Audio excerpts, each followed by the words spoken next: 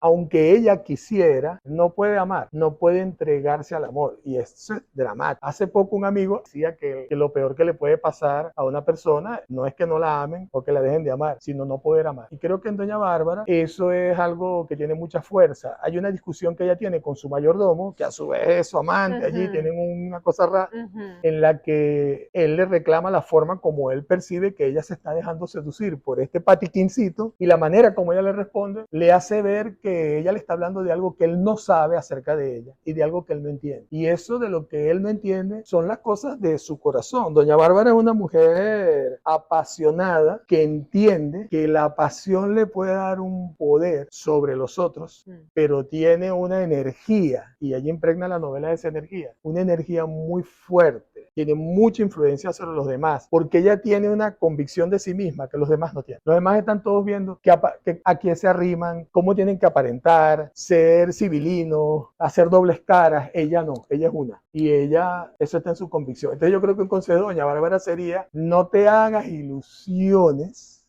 pero no renuncies a lo que quieres. No renuncies a lo que tu deseo te dice que debes buscar.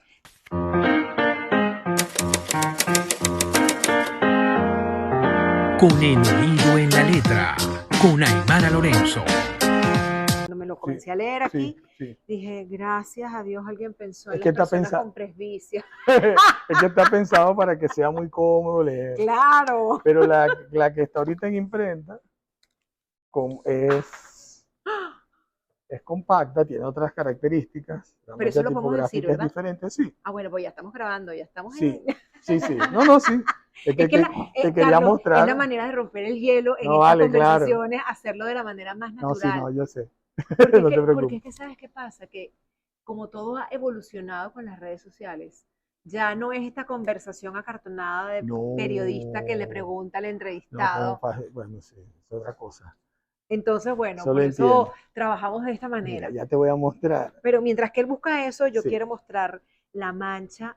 Bueno, la mancha, tengo esto aquí medio desordenado. Esa es la mancha tipográfica. La mancha tipográfica de esta edición de Doña Bárbara, de Garzamora Ediciones, que es una mancha amable para una persona como yo, que tiene 3,75 de presbicia, gracias.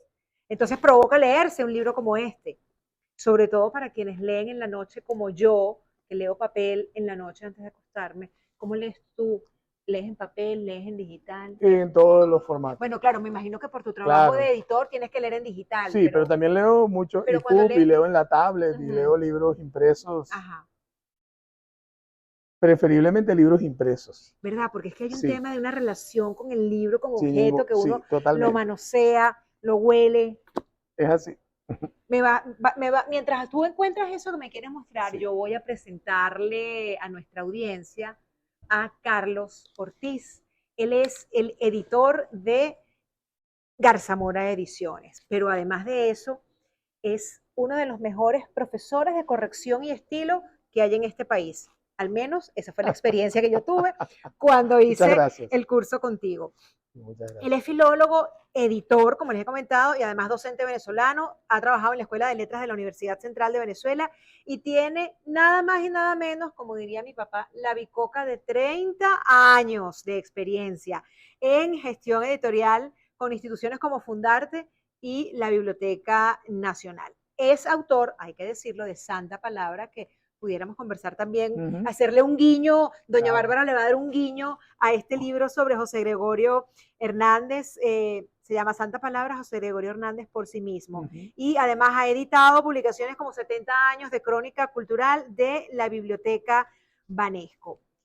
Hoy nos convoca a esta conversación este texto, ahora puedo decir con toda franqueza, que es un texto hermosísimo. Cuando lo leí en el colegio, me pareció un vía crucis leerlo. Claro. O sea, lo leí cuando tenía como 14, 15 años. Me puedo imaginar. Pero ahora cuando me asomé a la primera, cuando me asomé de nuevo a la primera página de Doña Bárbara, el primer capítulo se llama ¿Con qué vamos? ¿Con quién vamos? Perdón, ¿con quién vamos? Claro. Que dice: un bongo remonta el Arauca, bordeando las barrancas de la margen derecha. Ya se me pararon los pelos. Y eso es lo maravilloso que tienen libros que pasan a ser clásicos como Doña Bárbara. Es así. Doña Bárbara cumplió este 15 de febrero del 2025 96 años de publicada en 1929 por Rómulo Gallegos. En España. Publicada en España, además que por cierto, estaba leyendo sobre Doña Bárbara cómo un grupo de autores venezolanos de principios de siglo se benefició quizá por el exilio, y es como una paradoja decir que uno se beneficia del exilio, se benefició del exilio cuando Gómez y diversos autores, entre ellos Rómulo Gallegos, tuvieron la posibilidad de proyectarse con la publicación de textos como Doña Bárbara en 1929. Carlos, ¿qué vigencia tiene hoy Doña Bárbara? ¿Por qué ocuparse de reeditar un clásico de la literatura venezolana que además se embarca en la corriente criollista definida por Alchepol? Bueno, la primera razón es que Doña Bárbara es la gran novela venezolana, la novela, digamos, de mayor envergadura, por decirlo así, y que históricamente tuvo más impacto, tanto desde el punto de vista propiamente editorial, porque durante mucho tiempo se le consideró la novela mejor escrita en lengua española, que no es un asunto menor, y porque fue una novela que a través de la figura de Gallegos le abrió o le dio a Venezuela una proyección importante desde el punto de vista, digamos, cultural, de la referencia al país como un país en el que, aún en medio de las circunstancias en las que Doña Bárbara apareció, un país donde, bueno, había una tradición intelectual importantísima. Eso es una primera razón. En otro sentido, también editorial, es que pensábamos, no es solamente Doña Bárbara, pero pensábamos que hay novelas venezolanas, obras venezolanas, que no se han vuelto a editar o han sido reeditadas en formatos, digamos, no muy felices, o han sido un poquito a veces maltratadas, o solamente se consiguen ediciones usadas, piratas, porque en algún momento se acabaron las ediciones, digamos, que circulaban, fueron mal copiadas, en fin. Entonces, nos parece que volver a publicar ciertas obras venezolanas vale la pena, entre otras cosas, porque puede que no haya una demanda explícita, pero hay un interés y no se consigue. En algunos casos es más difícil porque son obras que todavía están sometidas al régimen de derechos de autor y a veces esos derechos no están en manos de sus herederos, sino claro, en manos de agencias o están comprometidos con algunas negociaciones que están en pie e impiden a veces llegar a algunos acuerdos. Pero en el caso de Doña Bárbara, en primer lugar, es la gran novela venezolana, emblemática.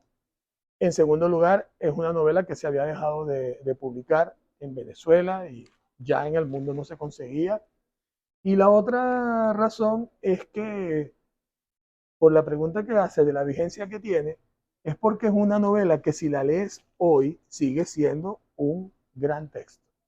Sigue siendo una novela inquietante, emocionante, una novela en la que, sin dejar de lado la lectura que siempre se hizo desde el punto de vista más erudito, más especializado, es una novela de caimanes, una novela de brujas, una novela de aparecidos, una novela de fantasmas, es una novela de fieras, de olores, donde hay rodeos, rebaños en el llano, ríos feroces, amores dramáticos.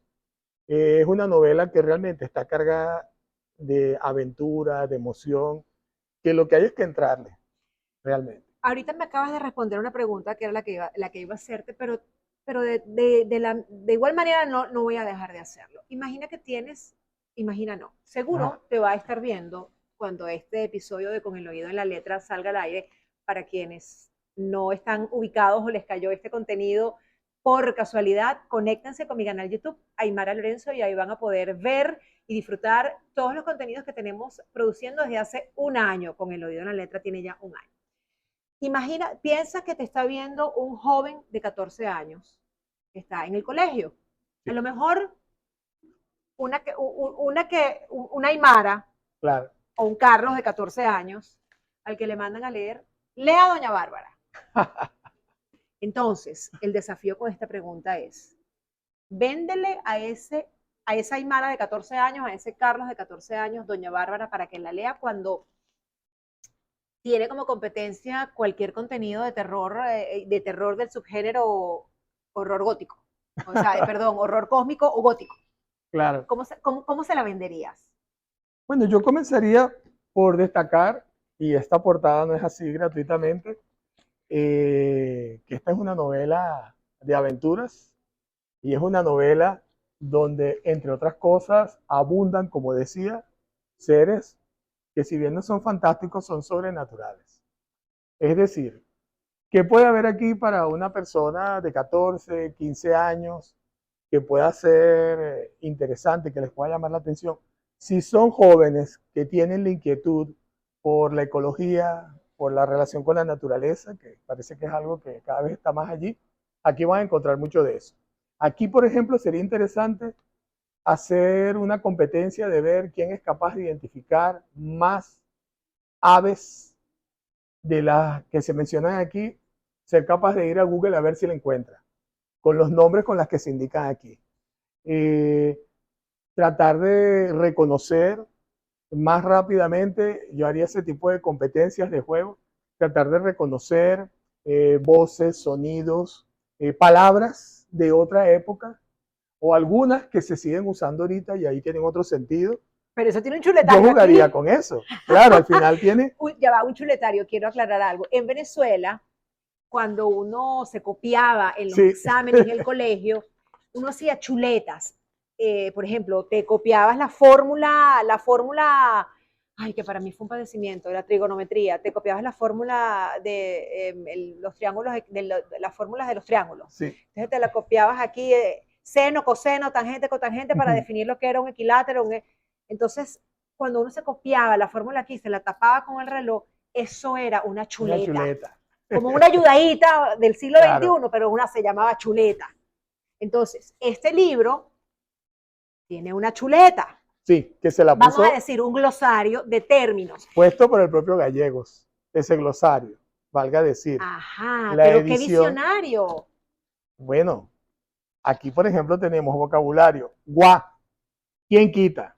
Por ejemplo, atarillamiento, para saber qué es eso.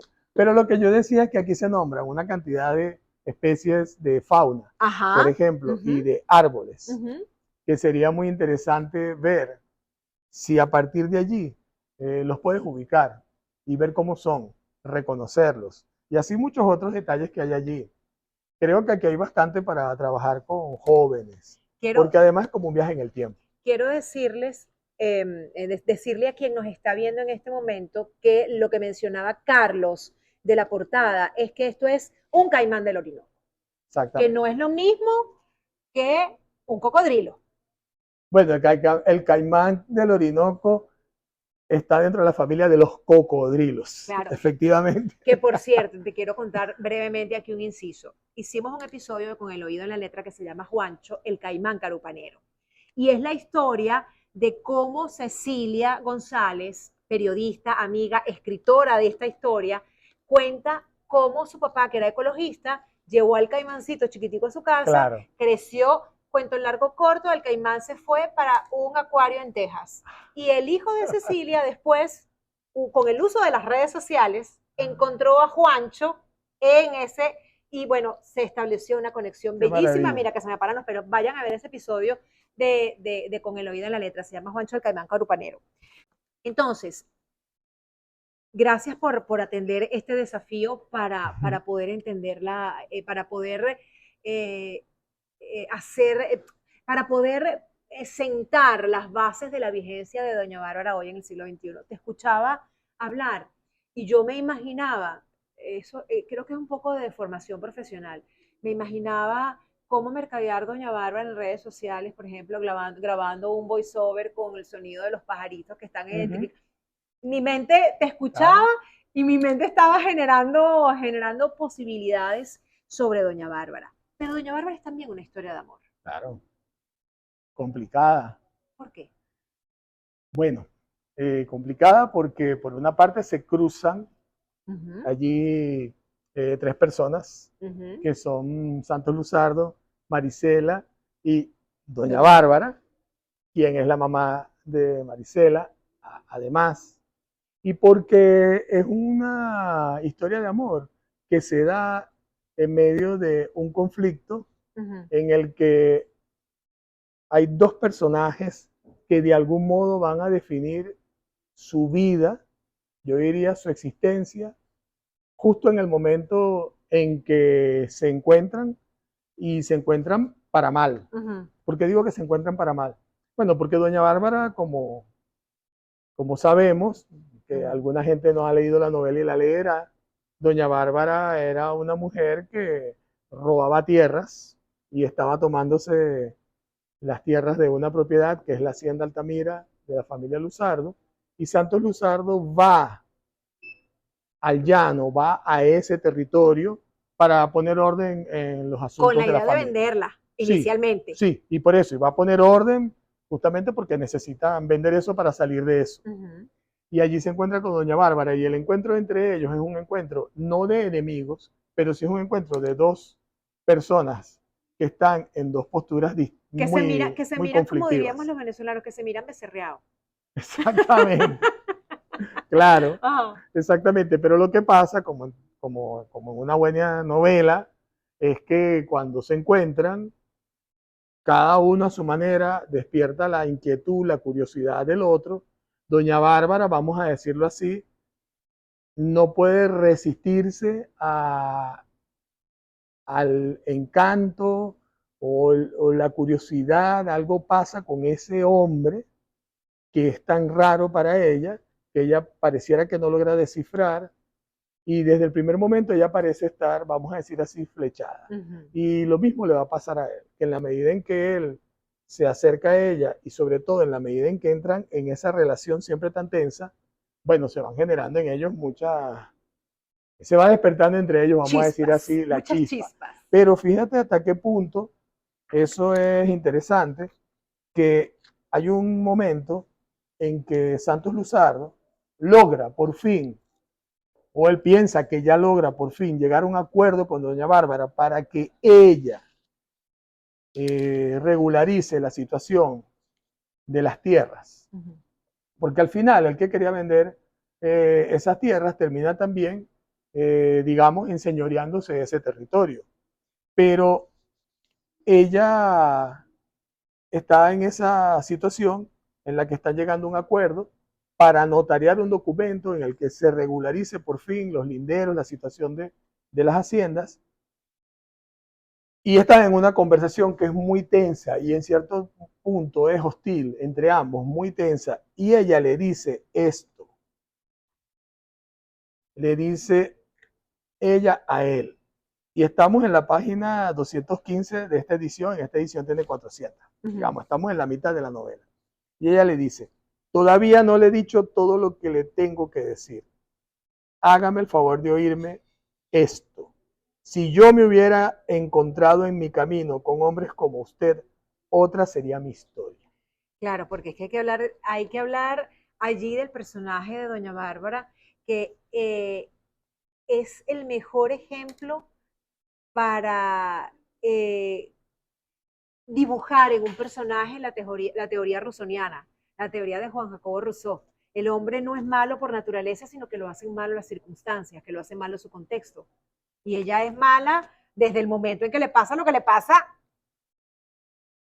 Sí, en la claro. chalana. A ver, hay gente que dice, y eso es una interpretación, una de las interpretaciones de la novela y quizás una de las que más ha tenido fuerza, que dicen que Doña Bárbara, bueno, como personaje es metafórico, es una metáfora de la Venezuela de entonces, que era una Venezuela ultrajada, saqueada, maltratada, Ujú. muy, sí, maltratada sería el término en general, y piensa que Doña Bárbara, que es una mujer que viene de ser violada, luego, bueno, vejada de muchas formas, explotada, eh, engañada, malquerida, vamos a decir así, y en algún momento toma control de sí misma y comienza a convertirse en una especie de vengadora de lo que le han hecho siempre, y tiene además pactos, relaciones con las fuerzas oscuras. O por lo menos eso hace ver. Eso hace ver, ella invoca al socio, que uno presume que el socio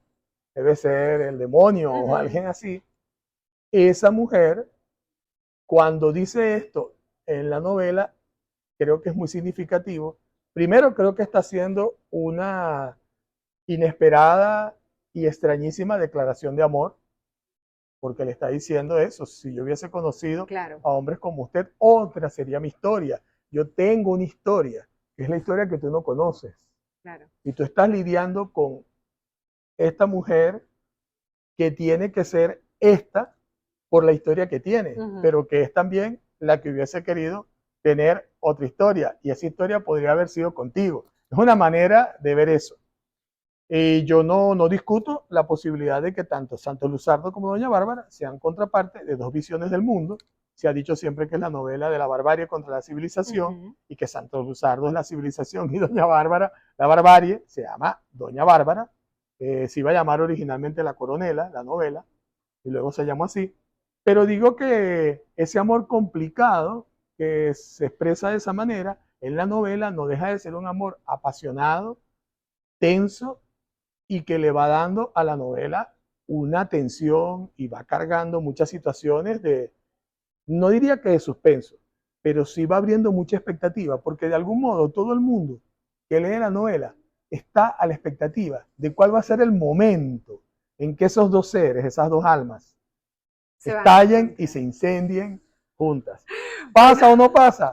Hay que leer la novela. Yo te voy a decir algo, Carlos, después de escucharte esta última disertación sobre la historia de amor que hay allí, no dudaría en salir corriendo aquí a la librería Alejandría a buscar Doña Bárbara para leerla. Vale la pena leerla. Yo diría que tanto por eso como por otros asuntos que están allí, que decía, es decir, no es tan fácil para nosotros estar en ese mundo en el que estaban Doña Bárbara y Santos Luzardo, y que sigue existiendo. Que sigue existiendo hoy. Claro, es un... Y por eso está vigente la también, novela hoy. porque si tú entras en el llano, sobre todo si tú entras en esos territorios como el del Arauca, realmente primero tienes la impresión o recibes el impacto de una naturaleza vastísima que parece, como ocurre en la novela, que es una naturaleza que te está mirando. Hay una famosa novela que es El corazón de las tinieblas, en la que el personaje principal, el protagonista, que va hacia el Congo, pasa días mirando desde el barco un verde impenetrable. Así es el verde que se ve cuando estás en esos bordes del río. Eso ya es una experiencia insondable. Pero poder entrar allí y saber cómo se vive allí, cómo se piensa allí, qué es lo que ocurre allá adentro, para nosotros es algo prácticamente imposible. Entonces, con esta novela podemos ver por dentro un mundo que es de mucha imaginación, como decía, de fantasmas, de aparecidos. Ocurre de todo. ¿Cuántas veces te la has leído? ¿Recuerdas lo que sentiste cuando la leíste la primera vez en tu vida? Sí, me sorprendió mucho. ¿A qué edad? Estaba en el liceo también, y sí recuerdo que me inquietaba, que no entendía muy bien.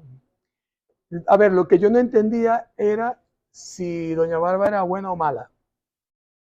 Y tenía la sensación de que en esa novela algo no estaba bien, porque tendía a identificarme con Doña Bárbara. Creo que así me pasaba en ese momento, porque sentía algo raro, no me parecía tan interesante Santos Luzardo como Doña Bárbara. Pero bueno, luego la leí en otras ocasiones, incluso en una ocasión en la que me invitaron a un conversatorio por los 50 años de la novela, 50 o 60, ya no me acuerdo, Ya son 96, por en cierto. que se proyectó la película. Este tendría que haber sido los 60 o 70 años. Puede haber pasado hace unos 30 años. Y se proyectó la película, y me invitaron a una conversación sobre la novela junto con Milagro Socorro, por cierto, recuerdo, y hablamos de nuestra lectura de la novela. Y después la he vuelto a leer y tuve que volverla a leer por la edición. ¿Y la percibiste, la sentiste diferente a como fue, evidentemente, como fue la primera vez, pero la segunda vez, la última vez esta que refieres del conversatorio, ¿fue diferente para ti la experiencia? Sí, porque yo era diferente. Porque la literatura tiene el encanto de que sus personajes cambian porque tú eres otro. Entonces, cada vez que tú abres una novela y la lees, la novela es otra novela. Hay otras cosas, hay cosas que no viste. Y hay cosas tuyas que puedes reconocer allí y que antes no las veías. Porque los personajes de novela tienen la cualidad de tomar las características de lo que en el momento de tu vida en que la lees está más caliente, lo que más te está inquietando, lo que más te está quemando por dentro, es lo que más se marca en el personaje que estás leyendo. Creo que es una de las cosas por las que la literatura, y sobre todo la novela, tiene tanto poder sobre la gente. Esto que estás diciendo me da pie para la siguiente pregunta. Supongamos que estamos en una conferencia de liderazgo. Ah. Y doña Bárbara es una de las conferencistas. ¿Qué consejos de liderazgo crees tú que daría ella? De doña Bárbara. Sí. Bueno, creo que una cosa que tal vez ella le diría a la gente es que no se haga ilusiones con nada, pero no renuncie a lo que quiere. Que no pierda su corazón. Porque el drama de doña Bárbara, al final de la novela, en buena medida, es que aunque ella quisiera, no puede amar, no puede entregarse al amor, y eso es dramático. Hace poco un amigo, a quien también entrevistaron, pero por la literatura en general, decía que lo peor que le puede pasar a una persona no es que no la amen o que la dejen de amar, sino no poder amar. Y creo que en doña Bárbara eso es algo que tiene mucha fuerza. Hay una discusión que ella tiene con su mayordomo, que a su vez es su amante, allí tienen una cosa rara, en la que él le reclama la forma como él percibe que ella se está dejando seducir por este patiquincito, y la manera como ella le responde le hace ver que ella le está hablando de algo que él no sabe acerca de ella y de algo que él no entiende. Y eso de lo que él no entiende son las cosas de su corazón. Doña Bárbara es una mujer apasionada que entiende que la pasión le puede dar un poder sobre los otros en la medida en que no la gobierne, pero tiene una energía, y allí impregna la novela esa energía, una energía muy fuerte, tiene mucha carga de energía ella, y las cosas las marca, tiene mucha influencia sobre los demás, porque ella tiene una convicción de sí misma que los demás no tienen. Los demás están todos viendo a quién se arriman, cómo tienen que aparentar, ser civilinos, hacer dobles caras. Ella no, ella es una. Y ella, eso está en su convicción. Entonces yo creo que un consejo de doña Bárbara sería, no te hagas ilusiones, pero no renuncies a lo que quieres. No renuncies a lo que tu deseo te dice que debes buscar. Siendo que cada uno de estos personajes de doña Bárbara tiene una carga arquetipal, ¿cuál creerías tú de todos estos personajes que sería el mejor influencer hoy día? Y no lo sé, no me quedé, no lo sé, porque cuando me lo preguntas así, yo me imagino que una persona como el Brujeador, que es un personaje extrañísimo, muy Zamarrísimo, además. y además enigmático, si apareciera en las redes y se mostrara y se manejara como se maneja, creo que tendría mucho impacto. No precisamente doña Bárbara ni Santos Luzardo. Y si doña Bárbara tuviera redes sociales, ¿qué contenido crees tú que publicaría doña Bárbara en redes sociales? Doña Bárbara, contenidos en redes sociales.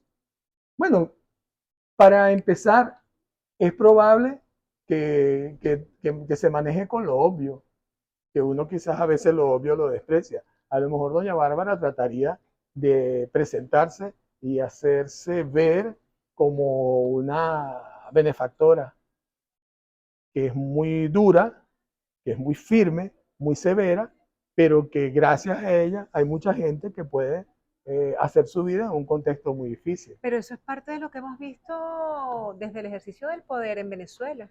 Y en el mundo, el mundo entero. Julio César era un gran benefactor, pero cuando era un joven de menos de 20 años mandó a crucificar a unos tipos porque los secuestraron, por ejemplo. Es decir, Carlos, me parece, no me parece que sea afortunado, sino me parece que es algo causal el que tú hayas leído ese pasaje de Doña Bárbara. Porque recordarlo me hace preguntarte ahora, si tú hubieses estado allí en esa notaría, presenciando ese encuentro entre Santos Luzardo y Doña Bárbara cuando fueron a registrar el documento, y había un conflicto allí, claro, ¿qué hubieras hecho? me habría ido. ¿Por qué? Porque creo que era un asunto que no, en el Era que un yo no asunto de dos. un asunto en el que yo no tenía mucho que hacer. No me habría quedado ahí a ver qué pasaba. Lo habría dejado para la novela. ¿Admiras a Doña Bárbara? ¿Admiras al personaje? Le tengo simpatía, eh, afecto, ¿Por qué? como personaje en la novela. Admiración, no, realmente. Bueno, simpatía porque yo puedo comprender, leyendo la novela, sus razones. Y entonces veo que Doña Bárbara es un personaje complejo que hace lo que hace, pero no es un personaje que me resulte antipático, para nada. Es que lo que pasa es que yo creo que históricamente, socialmente, más que históricamente, socialmente nos han enseñado a que el malo es malo, Ajá. porque aquí estamos en una sociedad dicotómica, o eres bueno o eres malo, y que el malo no tiene nada de bueno, que el malo todo lo que tiene es malo, y entonces no, somos criticados y cuestionados si coqueteamos con ese persona, si coqueteamos con el antihéroe. Bueno, mira, tú nombraste a Rousseau Ujú. y con ese asunto de que la gente no es mala por naturaleza, sino que las circunstancias la hacen Ujú. malo. Es una muy ardua y vieja discusión eso de si somos buenos o malos Ujú. por naturaleza, ¿no? Ujú. Y Rousseau lo que dice en definitiva es que en el estado de naturaleza no somos buenos ni malos, sino inocentes. Mm. Inocentes.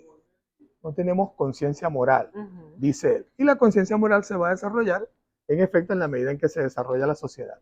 Y él dice una cosa muy interesante, y es que dice que la conciencia moral y el desarrollo social rara vez se dan la mano. Van como desconectados.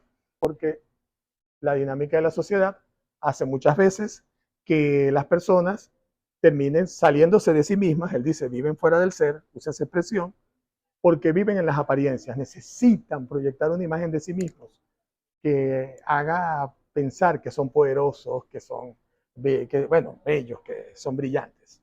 Y eso les crea mucho conflicto en la medida en que eso no se cumple en la vida real. Allí se vuelve, desde ese punto de vista, muy ambivalente el asunto del bueno y el malo, porque de algún modo en la sociedad, en la medida en que cierto tipo de condición privilegiada te hace visible y te puede proyectar para bien y para mal, la gente que no tiene, vamos a decir así, mayor notoriedad, bueno, no hay manera de evaluar muy bien si son buenos o malos. Pero cuando el que visiblemente, el que es notable, una referencia, hace el mal, para la gente es escandaloso, porque la gente no concibe que esa persona a quien admira y que es tan respetable pueda hacer el mal. Es difícil para la gente entrar en esas evaluaciones de que los humanos somos buenos y malos. Mm. En el caso de Doña Bárbara, lo que percibo, y creo que en eso Gallego es muy inteligente, es que es un personaje muy complejo que en un momento como 1929, él logra presentar una situación en la cual hay una mujer que se impone por encima de los hombres, que tiene un dominio de las situaciones, una gran inteligencia, una gran intuición y una entereza de carácter para afrontar las cosas por encima, vamos a decir así, del dolor que ella tiene por dentro, que nunca en la novela se plantea, pero que tú lo vas descubriendo.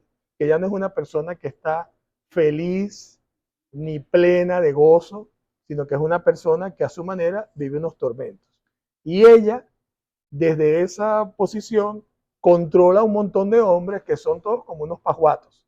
Incluso hay una escena en la que Gallegos usa una imagen durísima para describir a, creo que es Lorenzo Barquero, que es el que está rogándole que no lo deje, que no lo abandone, que él dice, el ex hombre adelantó esta miseria. Y entonces Barquero le dice, bueno, pero si tú quieres, algo así como, bueno, yo hago lo que tú me digas, algo así, ¿no? Dios. Y él usa esa expresión, el ex hombre. Él no está viéndolo desde un punto de vista machista, de que, bueno, ya no es ni un hombre. Creo que lo que él está tratando de caracterizar es que ella se enfrenta con unos hombres que han perdido la condición de ser sí mismos, de ser íntegros como ella. Ella es íntegra en comparación con nosotros. Tiene una entereza de carácter y unas convicciones. Ahora, yo a mirarla, no admiro a una persona que haga lo que ella hace. No me despierta Y admiración. si la tuvieras enfrente ahorita en este momento, ¿qué le dirías? A doña Bárbara le preguntaría qué quisiera le preguntaría en este momento de su vida, que ya han pasado 96 años, qué quisiera hacer ella consigo misma, qué quisiera hacer de su vida. Eso me gustaría preguntarle a alguien así. ¿No te da curiosidad saber qué hizo después que se fue en ese momento? Bueno, no es que no me dé curiosidad, sino que si yo la viera a ella aquí, me preguntaría, ya que está aquí, ¿qué piensa hacer? ¿Qué haría ella ahora que está aquí, con su vida? ¿Tú crees que Doña Bárbara que Doña Bárbara es una novela circular? No encuentro la palabra y capaz que tú sí la recuerdas. Y si alguno que me está viendo sabe la palabra, por favor escríbamela en los comentarios. Hay una figura, la serpiente circular que se muerde la cola. Sí, como el Uroboros. Eso. ¿Tú crees que esta novela es así? No, pero es una novela. Uroboros. Uroboros. Sí. Uroboros, Claro, no me acordaba como, el bueno, nombre, gracias. Uroboros, sí. La serpiente que se muerde sí, la cola. ¿Tú crees que esta novela es así? y es un mandala, ¿no? El Es un Uroboros. mandala. No diría que sea así, pero no, pero como el final es abierto, no termina. Es que te lo pregunto porque termina de la misma manera que la escena con la que termina es similar a la escena con la que comienza. Sí, pero no me atrevería a decirlo. Tendría que volverla a leer y pensar en eso. No lo sabría decir. Pero sí es interesante el asunto de que la forma en que termina te vuelve a poner frente a esa inmensidad como una tierra incógnita. Y ella se va a una tierra incógnita. No para ella, pero la manera en que se va da la impresión de que ella no sabe a dónde va. Por eso yo creo que le preguntaría, ¿y qué quiere hacer ahora? ¿A dónde va? Porque ya llegó aquí. Claro. Carlos, conversar contigo para mí ha sido una delicia. Espero que para Muchas ustedes gracias. lo haya sido igual. Tenía mucha inquietud de hablar contigo, de explorar además esa visión el editor. Que por cierto, no quiero que terminemos esta conversación sin conocer un poco más de todo este trabajo que está haciendo Garzamora Ediciones, porque no solamente han publicado este libro, está publicado del año 2024, y como hemos comentado, se cumplieron el 15 de febrero 96 años de su publicación.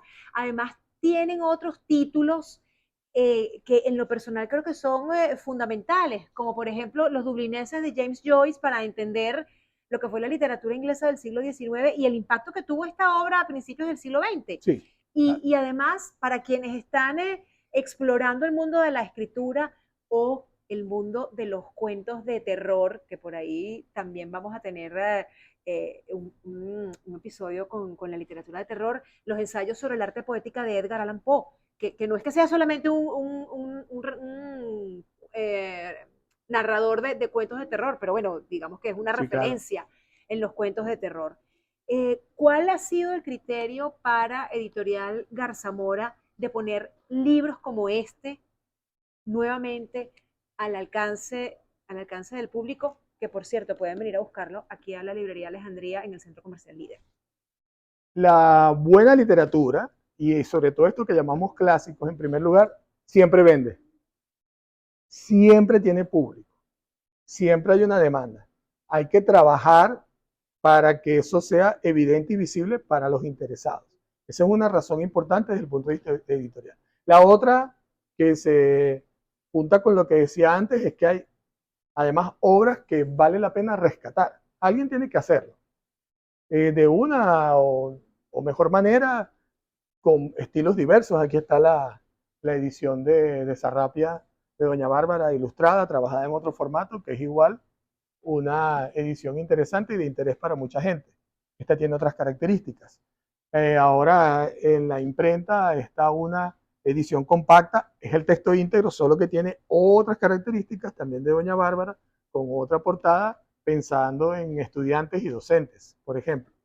Y obras como Dublineses son, como tú dijiste, obras inmortales. Siempre tiene muchísimo interés, lo mismo que los textos de Edgar Allan Poe. En este caso, son ensayos sueltos, dispersos, de Edgar Allan Poe, en los que él reflexiona, y no solo reflexiona, sino que dice cómo él, a través de la literatura, y partiendo de las consideraciones acerca de cómo escribió El Cuervo, él revela, vamos a decir así, cuál es la concepción y cuáles son los mecanismos, las dinámicas que él pone en juego para construir una obra literaria bajo la premisa, dice él, de que ninguna obra de arte puede empezar si no está plenamente orientada a lograr un efecto que ha sido previsto desde el comienzo. Va hacia un fin que ya tú sabes cuál es y todo lo conduces hacia allá. Y él dice que el gran reto de quien escribe es concebir, identificar y plantear un efecto que quiere lograr y lograr que se produzca. Y bueno, yo creo que él es un gran productor de efectos en la gente. Sin duda, quien lee a Edgar Allan Poe no queda indiferente. Del Cuervo que hizo Pérez Bonal, además. Que además es uno de los grandes traductores sí, está considerada, del siglo XX en sí, América. Así es. Bueno, espero que no solamente Doña Bárbara, sino todas las publicaciones que ha hecho Garzamora en 2024 y las que van a hacer en 2025 causen el efecto deseado, promover la buena literatura, estimular a nuevos lectores, impulsar a nuevos escritores, porque si no hay escritores no hay lectores y si no hay lectores no hay escritores y tampoco hay industria literaria. ni librerías, ni librerías, ni editoriales, ni Netflix. Además. Que también es una gran narrativa la que se construye allí. He visto que el programa ahora viene a estos espacios. Y sí. eso... Bueno, lo que pasa es que con El Oído en la Letra decidió salir para tener contacto directo con Qué bueno. escenarios como este, como la librería Alejandría, que es un lugar hermosísimo, que está lleno de libros maravillosos. Y bueno, como lo he comentado en otros momentos, para mí estar donde hay libros es un privilegio, ¿vale? Claro. Es un privilegio y más cuando hay espacios como este y como otras tantas librerías que siguen haciendo el mejor esfuerzo por mostrar libros de calidad, porque tiene unos libreros que son unos artesanos. Como los Sariel, libreros son artesanos del oficio, como Sariel que está por allá, Ajá, de quien vamos a escuchar la voz, claro, porque él es el voiceover de la librería. Hola, Sariel. Hola, y aquí también está Carla. Claro. Y eso es sin micrófono, imagínense ustedes si le ponemos un micrófono. Así es. A mí me agrada mucho esta invitación, me complace mucho, no solo por el interés personal en relación con este proyecto que yo pueda tener y también por ser docente. Le tengo un poquito de temor a estas cosas porque como soy docente uno siempre mete la pata.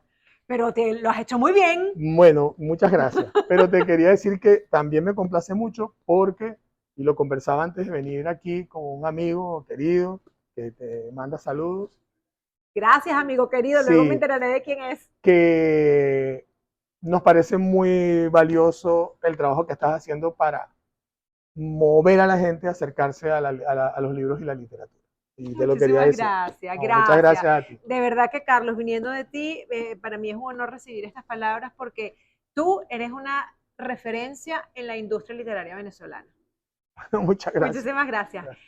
A ustedes, chao, y vayan a leer Doña Bárbara y además a ver todos los episodios de Con el oído en la letra. Se sorprenderán de lo que van a encontrar. Facilito encontrar cada uno de ellos. Van a YouTube, escriben Aymara Lorenzo y ahí van a encontrar el playlist de Con el oído en la letra. Chao.